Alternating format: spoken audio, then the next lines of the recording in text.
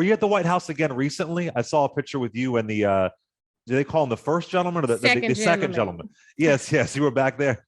Listen, this was a social event. Okay. I was Oh, at okay. the VPR, the vice president's residence at the Naval Yes. Observatory. Apparently I am one of the notable women that were worthy of being at this event. So I got to see my girl VP. I got to give her a hug and take a picture. And then Doug is my guy. Like that's my Yeah. homie. And so I was so Yeah. happy. He was like, let's take a video. So I didn't ask him, y'all. It was Doug looking out for me. But it was a wonderful, wonderful event. And you sent me, something about VP and her speech about the lynching. Oh my She was in goodness. top form all day because she gave just a barn burner of a speech at this woman's history event. So yes. But you did see me. You did see me. Mm-hmm. I did. You know what? We played that clip yesterday, but I feel like, do you still have it, Stephanie? Okay. I want to play a little bit of it again because, I know we played so many damn clips of the freaking Oscars that I think we can deal with here in VP Harris again. But I'd like for you to sound off on it. It was so, we discussed it yesterday, but it was so powerful to have this anti-lynching act signed in honor of Emmett Till. And as I was looking, I watched the entire press conference. I feel like, if I could sit down and binge watch Squid Game, which I did, I can watch the entire press conference. And I really love, they had the great granddaughter of Ida B. Wells, who I've had on this show before, speak. And for folks who don't know, Ida B. Wells was a fighter against lynchings, and much of the newspaper she founded, it was talking about lynchings because it was underreported. And actually, even the numbers they have now, they believe those numbers are severely underreported. What's not funny, but what's tragic about lynchings, the same thing they say about Black people who are killed by police, they say, well, it's not that many. It's not in the grand scheme of things. That was the same thing they would say about lynchings. Yeah. Well, it's not, millions of Black people. It's just 4,050 years. That isn't a lot. That's the same narrative to dismiss and disregard Black death. So you want it to be in the millions? Really? Okay, great. Just side note about that. The arguments never change. But then to see I don't even know. Maybe she could have. She was so innovative and brilliant and ahead of her time. I'm not even sure if Ida B. Wells saw a world where there would be an anti-lynching act signed. Her great-great-granddaughter would be there, and there would be a Black woman vice president there as well. There was so many optics there that blew my mind and, helps to shift a bit. And I know that this country is deeply complicated, but to see that, I don't know if Miss Ida B. Wells was able to see that far. Maybe she saw policy happening, but not to have a Black woman, the second person in charge of the quote unquote free world, be able to speak and talk about the act of lynchings. I was just so moved by that. And then later on, and I'm not going to play audio of that because we just saw the video. Senator Cory Booker shows up and is right behind her, Vice President Kamala Harris, and rubs her arm, and she turns around. This is just a moment, it's on camera, but it's not focused on them. And she gives Senator Cory Booker this amazing hug. And I just said, these are the kind of moments that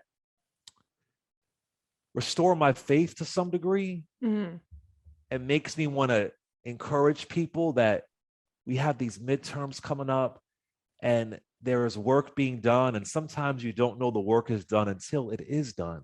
Yeah, that's true. So I was just, and I get it, and I'm very critical of what I see and what I don't see, but I was just so moved by that, thinking of Ida B. Wells, thinking of Emmett Till, thinking of the nameless. I just went to the lynching museum in Alabama in February. Wow. This is important, y'all. This is so important. And I was moved. Stephanie, do you have the clip? Okay, let's revisit this again now that we have Reese on. I thought this was Vice President Kamala Harris, like you said, in top form, talking about the lives, the people who were impacted by lynchings in America.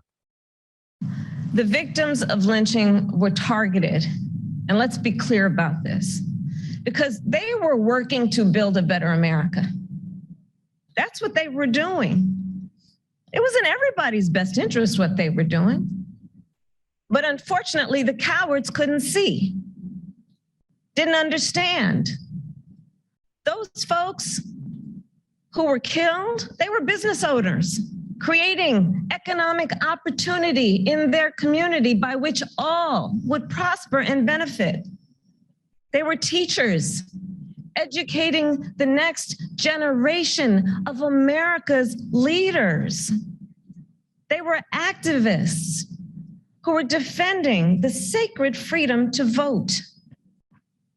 So today, as we recognize them, as we recognize our history, let us also be here gathered to recommit ourselves to that unfinished business as well. That just really moved me. January of 2023 marks 100 years since the massacre in Rosewood, Florida. Mm. And the first person who was lynched in Rosewood, Florida, after a white woman who was being assaulted by her white husband screamed rape and blamed it on a black man, was a man named Sam Carter. He was the first person who was lynched during the Rosewood massacre. He was a blacksmith. He was an entrepreneur. He was taking care of his community. And we talk about upward mobility and blah, blah, blah, blah, blah. I really appreciated she putting a name, maybe not a name, but an identity, actual work that people were doing. And the first person I thought of was Sam Carter, a blacksmith, a teamster. And, you know, we forget the names of the people, even if these are the kind of names that should be in our history books. Mm-hmm. And I was so moved by that, Reese, being degreed in Black Studies. It just blew me away. Your thoughts? Take it away.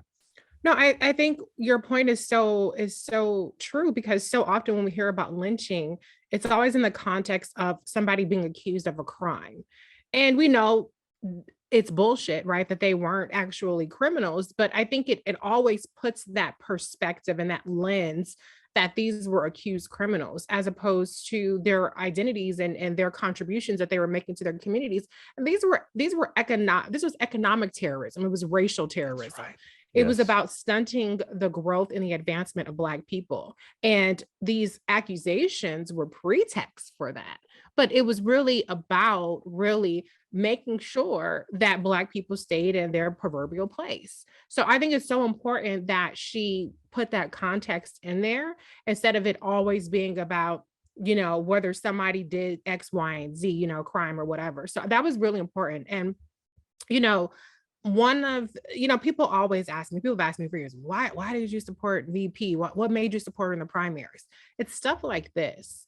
When she got to the Senate, she's the one who actually approached Tim Scott. She approached Senator Cory Booker, and it's possible he might have been, you know, leading the charge to some degree too, but it was actually Vice President Kamala Harris who really made this a key issue that she wanted to focus in on. And it was actually through her leadership that it passed for the very first time in the Senate. But at the time, there was a Republican majority in the House, so it went nowhere.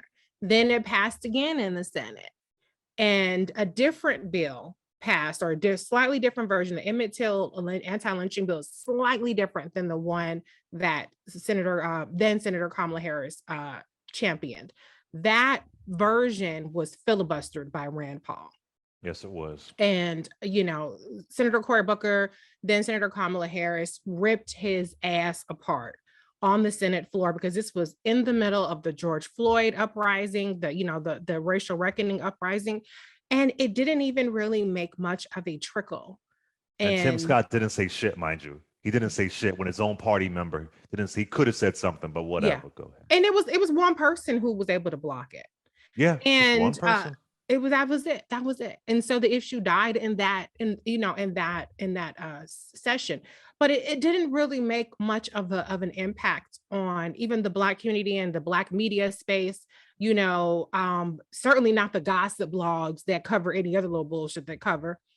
So to me, I just really hope that people understand that a big part of the reason why it's even been revived is because Vice President Kamala Harris made this one of her signature issues. Now, she wasn't in the Senate to see it through, but I think it's very fitting that President Biden gave her a starring role in the signing of this bill because, and shout out to Congressman Bobby Rush, who championed this in the Congress. Shout out to Senator Cory Booker, who championed this again in the Senate. They brought it across the finish line, but I think people really need to understand. So when people say stuff like, she ain't for us, sis, what did she ever do for Black people? Yada, yada, yada, yada, yada. When they go in and it's like, if you only knew the kinds of issues that she championed, fibroids, something that she brought up at the Women's History Month event that I was at, Black maternal mortality and anti-lynching, just to name a few, bail reform, something that Governor Kathy Hochul is trying to rail back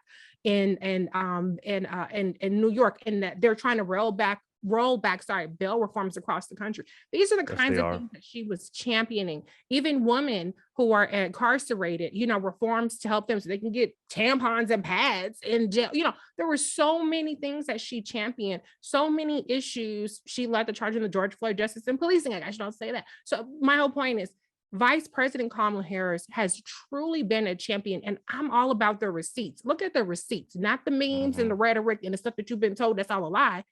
Look at her record. So it's an important moment for the country, but I think it's important for people to know this was not a cosmetic speech. It was not let's just put her, she's the Black vice president, so let's put her out there and make it seem like, no, this is an issue that she has cared so deeply about. Many people have, and she really deserved to have that speech at that moment.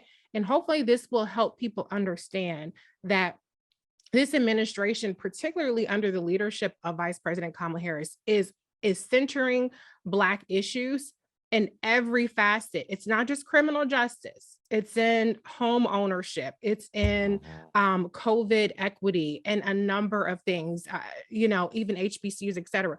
They're environmental justice. They're centering us in a way that hasn't been done. And it doesn't get the neon headlines. It doesn't get nearly the coverage that what we just saw for the past 4 days now of other shit that really don't even matter. But it's happening, and it's going to make an impact. Whether we realize it before it's too late to keep it going or not, it's going to make an impact. Yeah, no, absolutely. And listen, I think that you can be upset if certain things aren't done, but when something is done, I think we have to celebrate it. I think we have to honor it. And the other thing I want to push back on too, Reese, I've heard some people say, well, this Emmett Till Anti-Lynching Act, it's really symbolic. I don't think that's fair. Yeah. This makes lynching a hate crime, a federal hate crime. Lynching was not a hate crime. And I know folks felt a certain kind of way about Juneteenth. I get it. This is not Juneteenth. This is actual policy that comes with up to 30 years behind bars. This is what you call now, does it impact Black people who are killed by police? No, it doesn't do that. Fine. But for this, I just don't think that we can dismiss it as just some symbolic work. No, this is actually important policy that took over 100 years to be passed. I want everybody to understand that. If it was just symbolic, it would have taken over 100 years. It would not have. In 200 attempts. Hello. Right, and if you fix your lips to say, look at what the Asians got. If that's what if you ever fix your lips to say that, the Asians got to be, only took this 8 people getting shot, the Asians got to be, what about the anti-lynching bill? What about the, okay, don't switch up now, because we got it. We got it. So keep the same energy. Okay. This is far more impactful than look at what the Asians got. Because that, if anything, was one position. I'm not getting into all that. But this is far more impactful. And, just last year, we had Black folks being, so-called suicides, so-called, and everybody was worried, oh, what's going on? What we want.